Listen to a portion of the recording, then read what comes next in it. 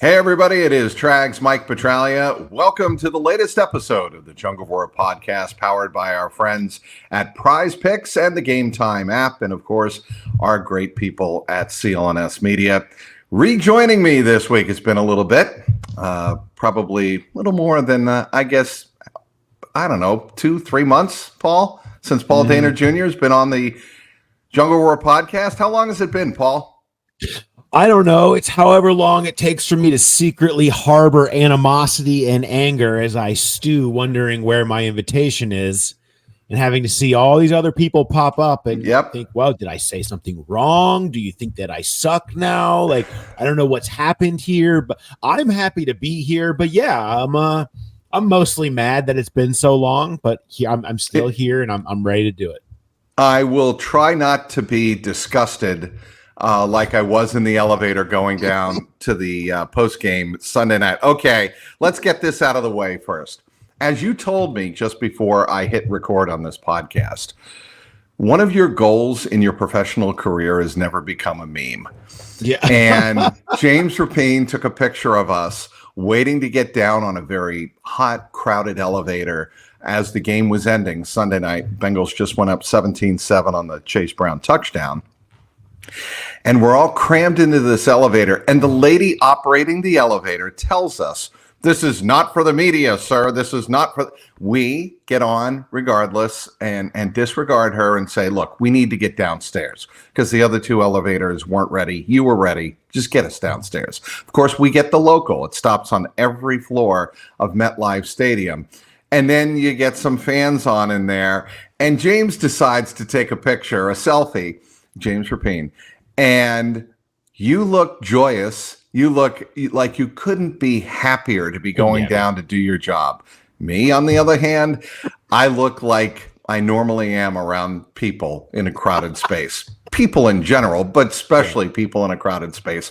I look disgusted. So for anybody who's wondering, head to the James Rapine X feed, and you can certainly find it there. Head to my feed, for that matter. I retweeted it with some type of witty commentary. But anyway, that's what it was like. But we could all be goofy. We could all be happy on Sunday night.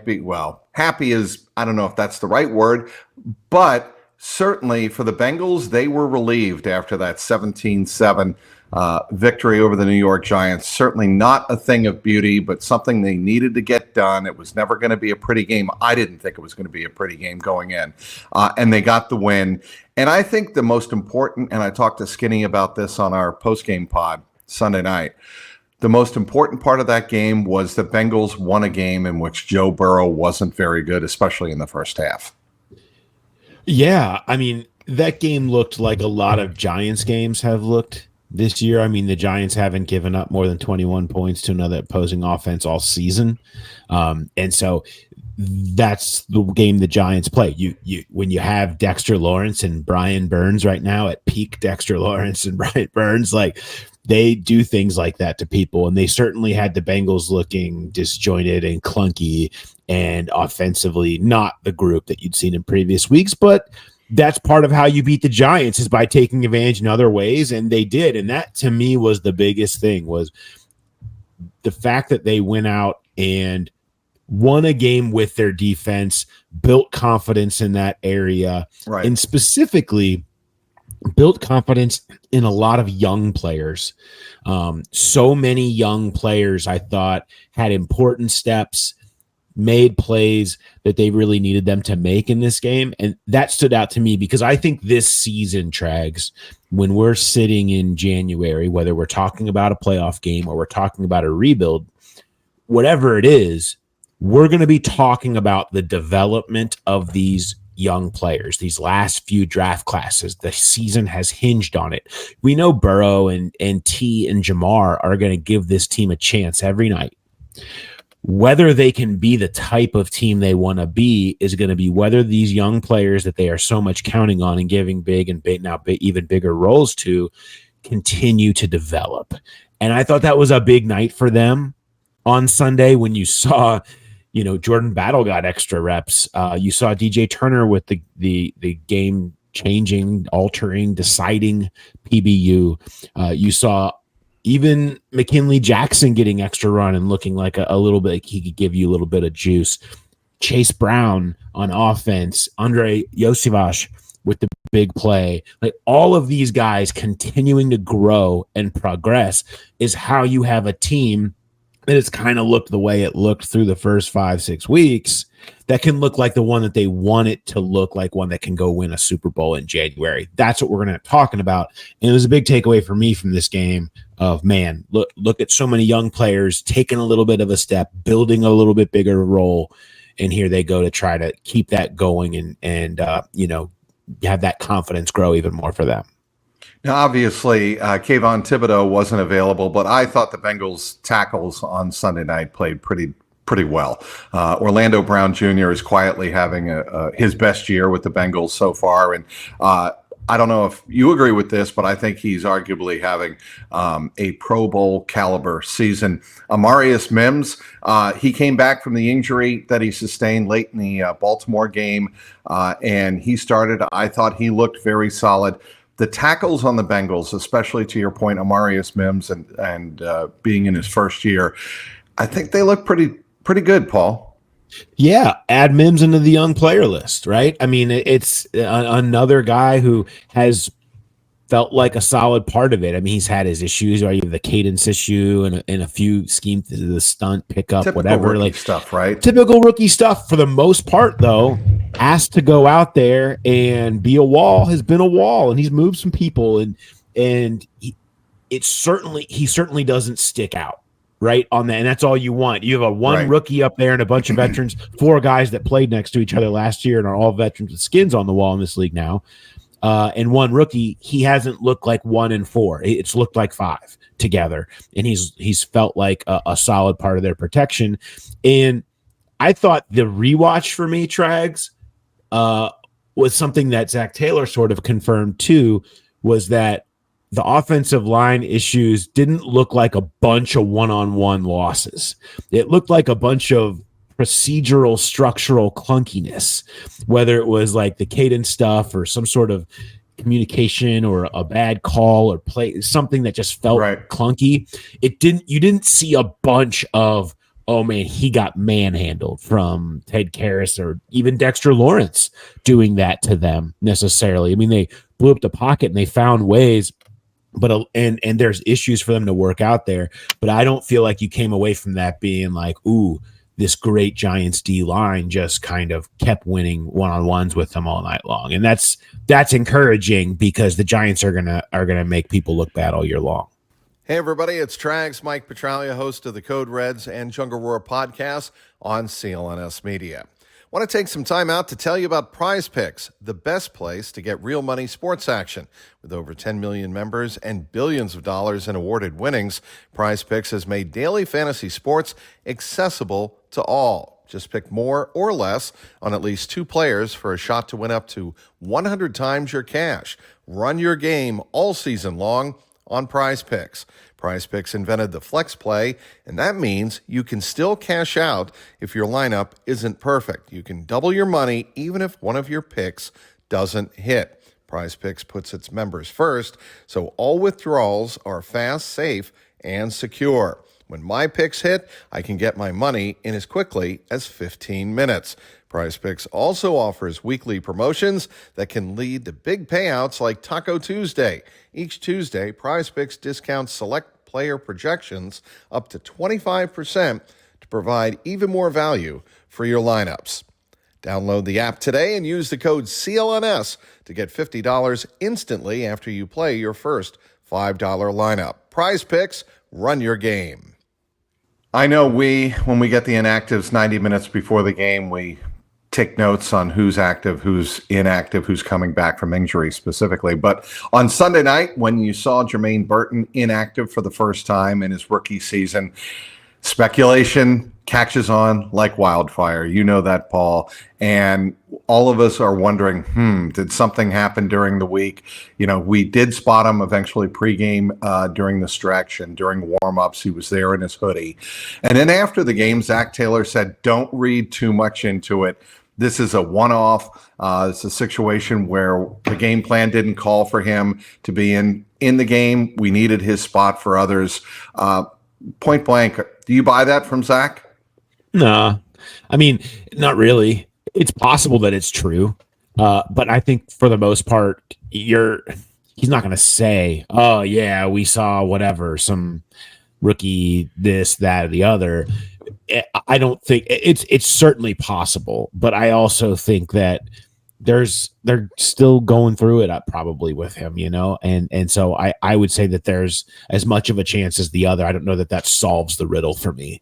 I still have questions, and they've tried to keep him involved. And another thing that he talked about yesterday was trying to keep guys feeling a part of thing when they're younger players by having a couple of snaps and a sub package or whatever. And we've seen that with most of their young guys. And we've seen that with Burton, where they had, give him 3-4 snaps, throw the deep ball to him in Kansas City, have a few things that he does to keep him engaged. And, when you have somebody like that inactive, I don't know what the contingency plan would be for Trenton Irwin instead of him, unless we're talking about benching Charlie Jones as a punt returner or something. Like I don't. There's no real role that he necessarily fills where you couldn't have something that Burton could give you. So yeah, I think it's fair to question it. I certainly don't think it solved anything. Hearing that, he says this about why he was inactive. Well, and it could be as simple as the coaching staff and Zach didn't feel necessarily against this pass rush and this defensive front, that Burrow was going to have plenty of time to pick out his receivers, 2 or 3 receivers deep down the field, 20, 25 yards. And knowing that going into the game, they're like, well, why do we have Burton active if Joe is not going to have time to get the ball as far downfield as he needs to get it to, involve Burton in a game plan? Yeah, Burton needs to have good weeks every week. He needs to be doing all the things they want him to do, whether it be in meetings or the playbook or in practice or in whatever, every week. And if he doesn't, then they're going to probably have to respond accordingly. I'm not saying that's the case, but you have to know that that's part of the growth pattern that they're planning for Burton this year and has been the case since, all the stuff that's kind of went on in preseason. Are Zach Moss and Chase Brown sleeping with the football this week? Oh, there's always that. That's like, you've covered college and high school and stuff back and it's like that was always the thing, right? You get the high school kid that's walking through the hallways with the ball under his hand, right? Like it's the first thing I think of when I see what happens to not one but both of your running backs in key situations on Sunday night. Those could have been game-changing and costing plays. The Zach Moss one was, they're going down to kind of go up 2 scores. They're in position and you just give it to the other team and it gives them the juice to go down and get their only touchdown of the game. I mean, it changed the entire dynamic of the game. And I mean, boy, they go through some games where some of the luck didn't go their way. Baltimore, Kansas City specifically, New England with the Tanner Hudson at the 2 going to put his arm up, fumble luck there, whatever, where some bounces and it was kind of weird and unprecedented to only have one win considering how they had played. They get a little luck on that one because, man, that screenshot of the Giants guy right there to pick it up in a fumble in that spot, and what could have happened next at 10-7, man, that's one that you have to be thinking how differently it could have gone. And Chase Brown rides the roller coaster. It was actually insane what they did last year, only having 2 fumbles lost. The next lowest was 5 by any team, and they're already doubled that this year. Some of that stuff is just that. It's fumble luck, right? Fumble luck. There's very little correlative nature to fumbles year to year. They happen. That said, that was a Joe Mixon specialty. That was one of the things that you were losing when you shifted away from Joe Mixon to this type style and to new guys. Is Mixon's not a fumbler, man. He holds on to the ball, and that's proven over his entire career. That this can't be a thing that's consistent with them. They've had too many fumbles this year, lost and picked up. So I don't know if you go full high school style walking through the hallways with the football, but I do think once is fine. If you start to see a trend happen, you start to think about how playing time needs to change? Okay. It was a fabulous play, one of the most athletic plays of Joe Burrow's career. But at the end of the play, at the very end of that 47-yard touchdown run, he does something that would not always be advisable, and that is dive for the pylon, exposing the ball. And there is the potential there. He could have fumbled that ball technically out of the back of the end zone, and that's a touchback. Zach was asked about that on Monday, I know, and I just want to get your thoughts on it. It's a great play. The Bengals needed that kick in the ass to get their night started, I think, in New York, just so that they weren't just going through the motions and feeling like, here we go again. That really rejuvenated the team. It was a terrific play. But your thoughts on Burrow diving for the pylon there? So it's an interesting conversation. I've talked to people about this topic before, not about this instance. There are a lot of analytics that suggest reaching out for the goal line is far more advantageous in terms of your point potential than not, and that's actually something you should be doing more often, because the amount of times you actually get the touchback aren't as impactful as the times that you get the touchdown, that reaching for it rather than having to have, we know how much Zach Taylor in this offense loves being at like first and inches and first and one. We've seen those. They're tough yards to get, and they tend to be troubling. Or ask Baltimore Ravens from Fumble in the Jungle about that. Like, there's value in reaching for it, and obviously nobody wants to see it go into the end zone. But there's been studies done on that do show like you're better off reaching for it, and that the few times that it goes into the touchback, well, it's debilitating. And I think everybody, I find very few people that like that rule, but it's still a rule. So I do think that that's part of it too. So I don't have a huge problem with it. I do think that going for it, would you rather, what would have happened if they would have had first and goal from the one? Would they have gotten it in? We don't know that for sure. If he wouldn't have reached because he was worried that it would have come out. There's lots of situations like that every game. I mean, so that's my feelings on it. I do think there's value in just going for it. Hey, everybody, it's Trags, Mike Petralia, host of the Jungle Roar podcast on CLNS Media. Well, there's nothing quite like the hype and atmosphere of watching basketball live. Celebrity sightings, the sounds from the court, and of course, the feel of the crowd. Well, now, Game Time has a new feature called Game Time Picks that makes getting tickets to see your favorite teams play live even easier. How does it work? Well, Game Time Picks filters out all of the fluff to show you only incredible deals on great seats, so you don't have to waste time searching through thousands of tickets. And Game Time isn't just for sports. You can use this great app to find tickets for all events, including concerts and shows. And if you're into live basketball, downtown Indianapolis is the place to be in late October. Philadelphia comes to town on October 27th, Joel Embiid and company.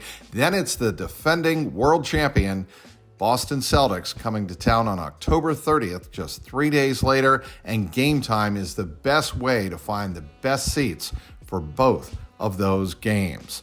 You can use Game Time to find curated deals that make it easier to find the best price on great seats. And how about this? You get seat views before you buy. Download the Game Time app, create an account, and use the code CLNS for $20 off your first purchase. Terms apply. Again, create an account and redeem with the code CLNS for $20 off. Download Game Time today. What time is it?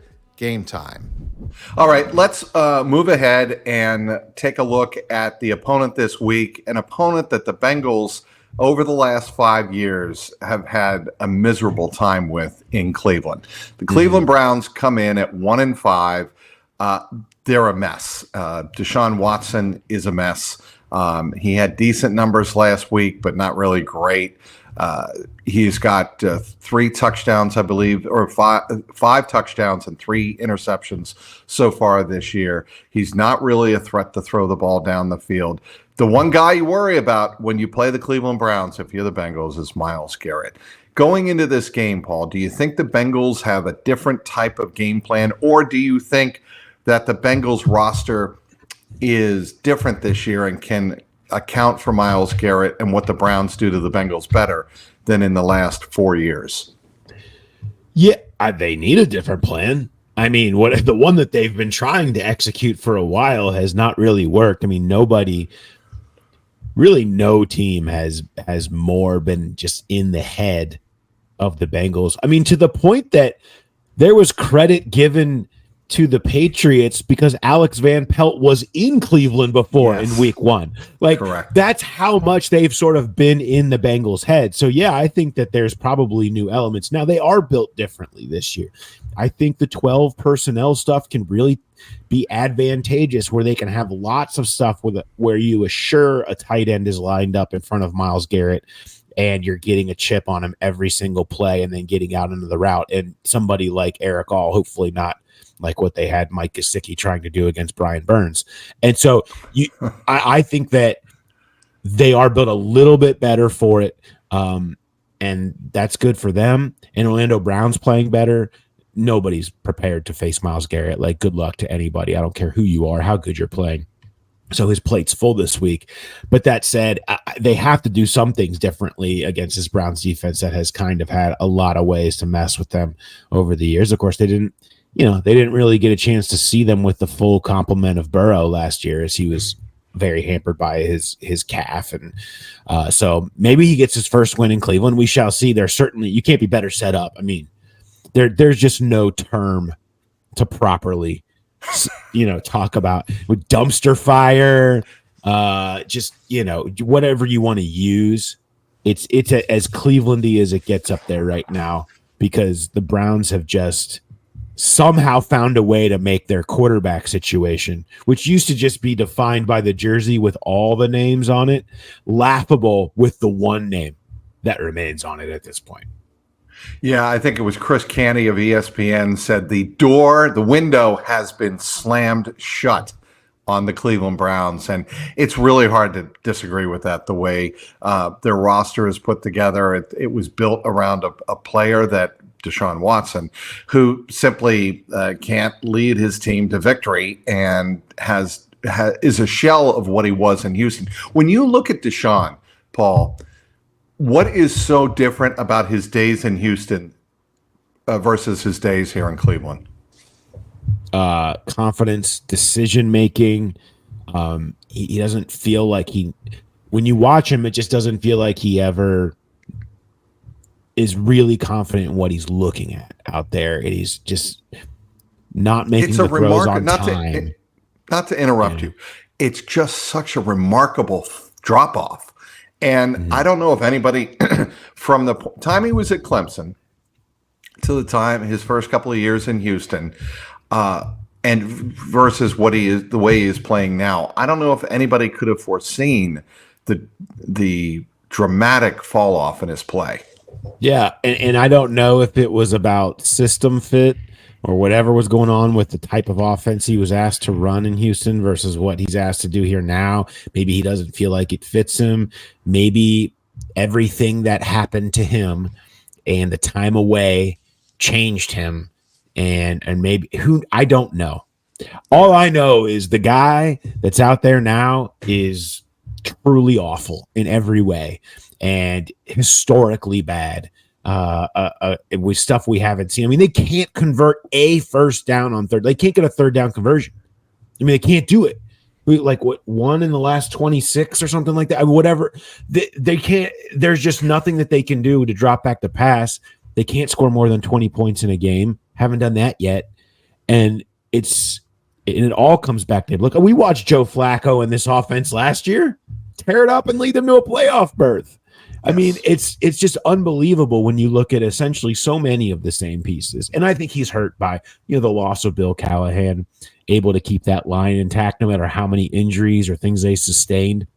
They miss that as he's with his son now in Tennessee, and they miss a more solid line in front of him. But, I mean, it's on him. And so I don't know. And I'm sure they're sitting there saying, all right, get right game for Deshaun against this bad Bengals defense. And maybe that will be the case, but boy, it's bad. Let's go back to Myles Garrett real quick. And I feel like when I read off these splits lifetime against the Cincinnati Bengals, I feel like it is reading offensive splits for Lamar Jackson, who is now 9-1 in 10 career starts against the Bengals.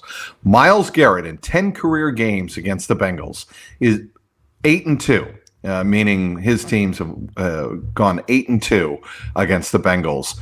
He has 12 sacks, 21 solos, total of 27 combined tackles, 10 tackles for losses, 25 quarterback hits. Now, to put that in perspective, the 25 quarterback hits is 6 more than the closest, and that would be against Pittsburgh, which is obviously understandable, another division team, and then 15 against Baltimore.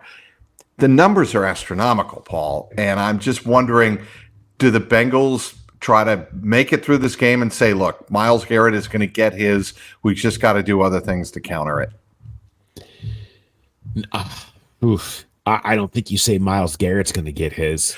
I mean, I guess the reason here's the reason I say that. Okay, that sounds ridiculous. I understand that, but at some point you've got to put your best Orlando Brown against him. When maybe they switch him, they swap him over to the left defensive end against Amarius Mims. Who knows? But wherever you put Myles Garrett, you have to understand he's going to do what he's going to do.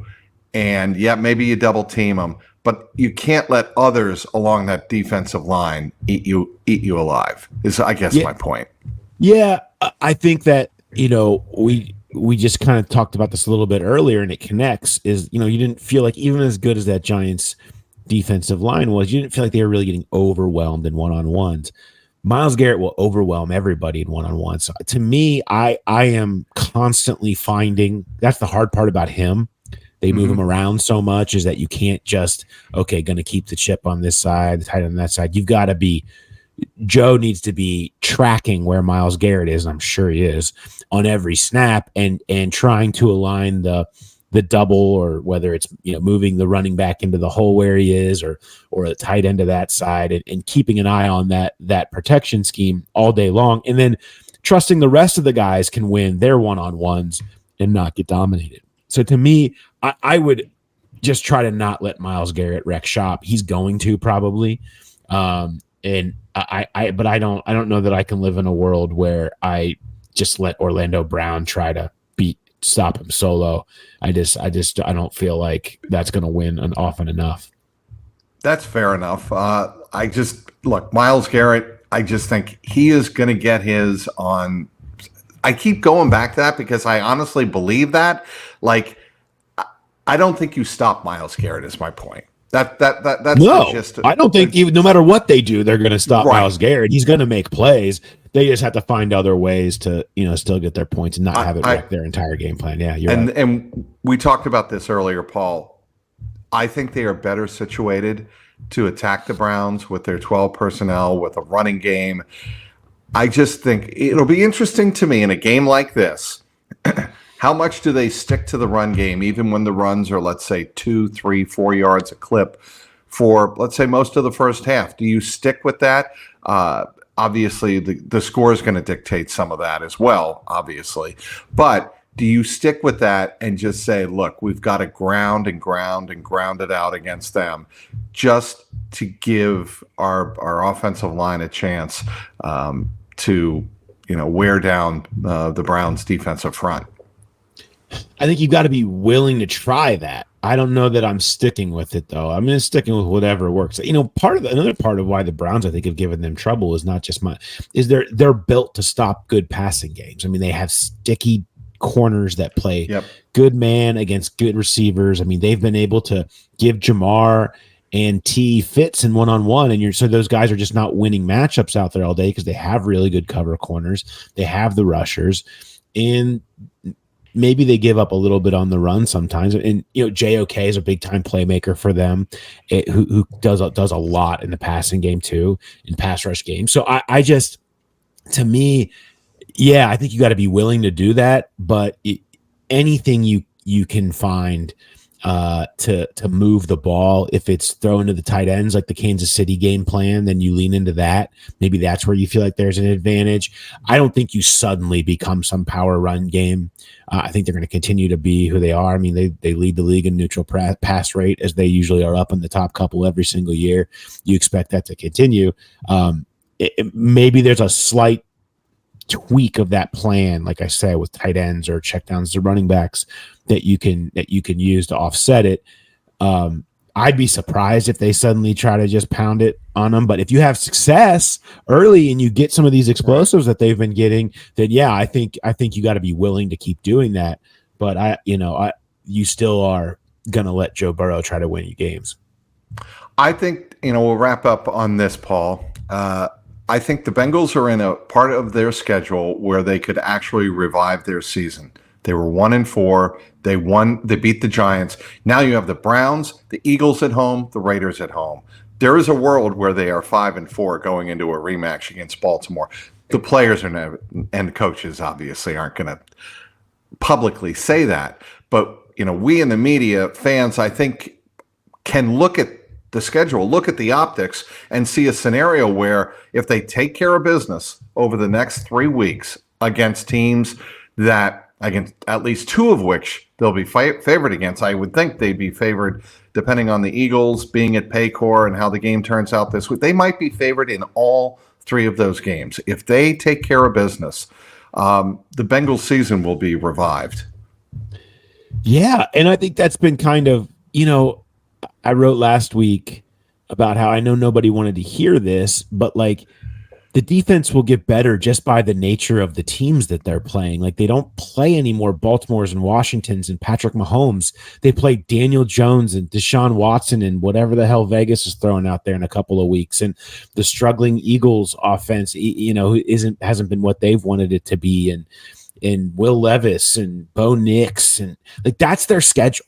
Like that, they're teams that look like the Giants did. Okay. And even that was the Giants without Malik Neighbors. But I mean, that's why their defense can get better. And if the defense plays better, this offense is good enough that it's going to carry them to a bunch of wins. And that's what they have right now. They have opportunity in front of them. They've got to be able to prove that they can win in the North.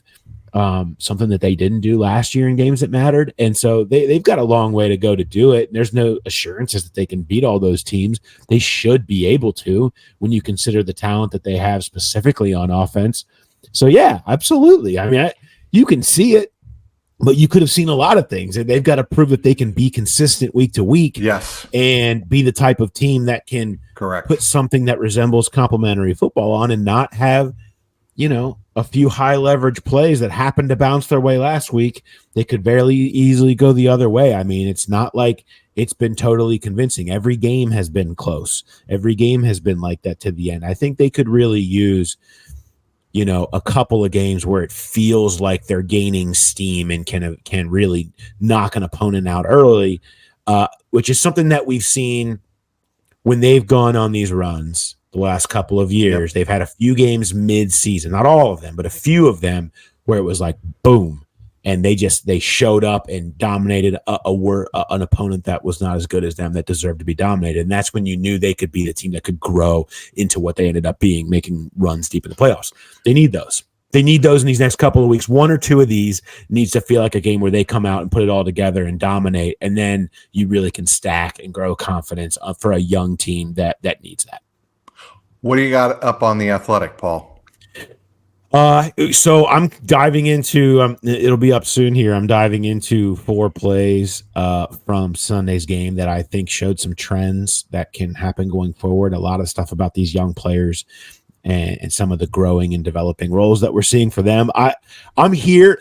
Tyson Anderson told me yesterday that him and Ryan Rico are the LeBron James and Dwayne Wade of punting. Where the combination of the two of them together has been amazing.